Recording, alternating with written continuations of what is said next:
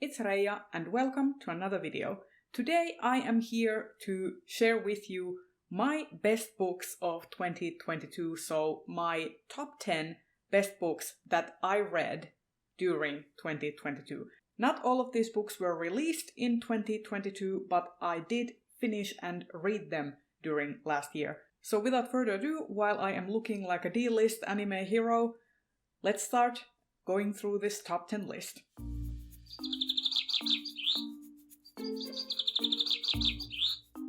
Number 10 on my list is Uncommon Charm by Emily Berkslien and Kat Weaver. This is a novella that was published by Neon Hemlock Press, and this was published in 2022. And I really liked that this was a sort of short and sweet mystery surrounding like family tragedies and family secrets and these kind of like long hidden like traumas that a family will hide in order to like protect their image. And I liked that it was unapologetically queer and had like a platonic relationship, a friendship between the two main characters who are both queer but not with each other. The main character is openly gay, she's lesbian, and the other main protagonist, the deuteragonist, is a gay man. And I really enjoyed this story and would recommend this if you like that sort of alternative history, jazz era, kind of like turn of the century type feel with ghosts. This was such a marvelous read. Number 9 on my list is Elder Race by Adrian Tchaikovsky, another novella, but this was published in 2021 and it was nominated for the Hugo Awards last year. And this is completely different from Uncommon Charm. It is very much sort of blends science fiction and fantasy and plays with perspective of who's like where science turns into magic and like is sort of like living in post-technology where like technology has devolved and been forgotten to the like earlier stages, like basically like Middle Ages. Like where do like more scientific and like this sounds really elitist as I'm like describing this, but like where more like advanced forms of technology start to seem like magic to like the people who don't have access to that technology, etc. And also, this story also actually kind of tackles with that elitism, because the main character is someone who kind of looks down on these people, the other protagonist who is like this princess of a clan, and he looks down on her because he infantilizes her and thinks that she is kind of like this rudimentary, like how to say, like uncivilized or like not educated person, and doesn't realize that the people he's interacting with actually have their own technology and own culture, and they are just different in the way they view the world. And I really enjoyed this, and it was usually I want novellas to be longer, like sometimes they feel a little bit lacking to me in terms of like the substance of the story, but I feel like Elder Race actually was perfectly timed and perfectly put together as a story in terms of length. I think that this was very much the correct format for this story. I wouldn't have wanted it to overstay its welcome, so I really like the story. Number 8 on my list is Delilah Green Doesn't Care by Ashley Herring Blake, and I enjoyed this. This is a sapphic romance between a lesbian woman and a bisexual woman, and I really enjoyed this dynamic between them. This was kind of like a faux enemies to lovers type story, because the relationship between these women when they were children, when they were kids, was very tense, because there was kind of like the main character of Delilah was being ostracized by Claire, who belonged to Delilah's stepsister's friend group. So there is that tension there and this sort of regret and like animosity, and to see them sort of work through that and find this desire for each other and then find like feelings for each other was very nice. And I also especially liked the exploration of the sisterhood in this, between Delilah and her stepsister, and how they come together. I really enjoyed this story a lot. Number 7 on my list is a non-fiction, and this is Dress Codes: How the Laws of Fashion Made History by Richard Thompson Ford. And I really enjoyed this as well. This is basically makes you think about how fashion and dress codes historically and up until this present day and probably into the future as well have sort of dictated how we live our lives, have constrained us, and also allowed us to explore ourselves freely depending on the context. It talks about how fashion and dress codes were used to segregate people, how they were used as ways to protest against oppression, how they are used in workplaces to maintain a certain type of culture, how they are assigned in order to segregate between sexes, how they are assigned as well to police people's gender and gender expression. I thought that this was such a fascinating nonfiction book, and I also can't wait to get my own copy of this so that I can reread it physically, because I listened to this on audio originally. And I want to reread it physically and be able to annotate it and take notes and fully immerse myself back into this. But I would highly recommend this if you are looking for a non-fiction book and if you are also interested in fashion and fashion history. Number 6 on my list is Siren Queen by Nivo. And Nivo has quickly become one of my favorite authors and also an autobi author. I have now read everything Nivo has published except The Great Gatsby retelling. And this story, Siren Queen, was really interesting because it deals with that old Hollywood glamour, and it deals with movies and cinema, but makes it about this fortune, deals with the devil, that aspiring actresses and actors will strike deals with these studio executives who may have fairy bargains and stuff in order to attain stardom and attain immortality. And I just really liked it. I especially liked this idea of how much a name is the symbol by which you are known. A name is how other people view you, and it is a very powerful thing. So when basically the main character, who we never actually know her real name, she takes the name of someone else, and that is one of the most harrowing and powerful scenes in the book, in my opinion. And I thought that it was excellent. I really liked this, and it's a little bit hard to read at times because this book really demands your full attention. It demands that you sink into the story and are fully there the whole way. This book doesn't like you to take half measures in terms of reading it, so you really need to be in the correct headspace to take it all in and be able to appreciate it. And I would recommend. Number 5 on my list is Bitter by Akwaeke Emezi. I have been talking about Bitter in a few videos that I've done over the year, and I still maintain that it is one of the books that I keep constantly coming to, and thinking about, which is pretty much all of the books in the top 5 for me are books that I've been constantly thinking about and just vibing with and thinking about my reading experience and all my takeaways. And Bitter was no exception.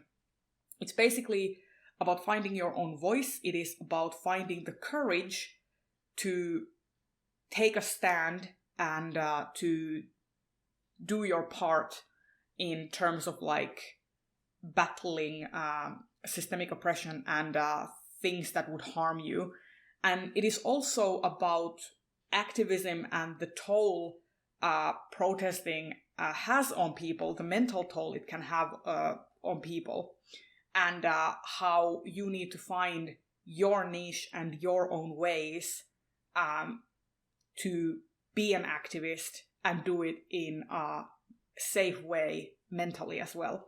I thought this was really powerful. I really loved Bitter. It is a very harrowing book. It has lots of like very visceral scenes. It is not for the faint of heart, and I think that it's also like if you think about Pet, which was the precursor to Bitter, as being a middle grade book, Bitter is definitely directed to an older teen audience, so it is very much like for an older demographic than Pet was, and I love it. Number 4 on my list is The Way Spring Arrives and Other Stories. This was edited by Regina Kanyu Wang, and this was one of my favorite reads of 2022 as well. It is an anthology, so because it is written by a variety of different authors, not all of the stories hit me in the same way. Not all of the stories were as strong as the other ones, you know. So it is a bit of a mixed bag, but I wanted to include this on this list because I felt so much while I was reading this, and I had such a good experience. Like it was a Shorts and Sorcery book club pick. I was buddy reading it. I had a wonderful discussion with Rachel from Kalanadi about this book. I just like overall the whole experience of reading it, of like discovering it, of analyzing it, I just had such a good time. And there are still like stories that I keep thinking about even like months and months after I finished reading this. And if I would recommend an anthology of any of the ones that we read as a book club in the year of 2022, I would recommend this one. I would also recommend Africa Risen, but I technically finished it in 2023, so you know. So, but yeah, this was such a fantastic anthology. It deals with both the fantastical and the science fictional stories. It deals with a lot of like gender exploration, and I also loved that this book had non-fiction like essays, especially the essays that talked about the art of translation and how these translators approached translating some of these stories. It was fantastic. Number 3 on my list is A Taste of Gold and Iron by Alexandra Rowland, and this was actually the first book by Alexandra Rowland that I have read. I have their debut book waiting to be read at some point, but I never have picked it up. And I am actually very glad that this was the first Alexandra Rowland book that I read, because first of all, it has a main character that I could really see myself in and identify with. I also have been dealing with anxiety for most of my life, so seeing this main character be both like competent and strong while also battling his inner demons and battling that anxiety was really marvelous to see. Also, I really liked the romance, and I just felt like in terms of like pure entertainment and just like the way the book made me feel, it was one of the most captivating reads of the year for me, in terms of like how much it emotionally resonated with me. Like I didn't know how starved I was for that kind of like mental health and also like mental illness representation until I read it on the page. This was wonderful, so that is why it is on my list, and it is as high as it is. And number 2 on my list is another non-fiction title, and that is Female Husbands, A Trans History by Jen Mannion. And this one I also listened to on audio, and I would recommend listening to the audiobook. It was very well executed. And this was a wonderful exploration of the idea of transing gender and how that has been happening across history, how there are written records, even before we had because we don't have a lot of like surviving history until we got to the era where we keep like written records, and also there is a point made about who gets to keep these records, etc., and how many of them are like destroyed, etc., etc. So in truth, we might be talking about an even broader trend in history. We just don't know about it because of the lack of like records kept. And to have this exploration of like meticulous research into these people's lives, these female husbands who essentially lived as men, got married, and the reason why we know them as female husbands is that at some point or other they were exposed as having been born women.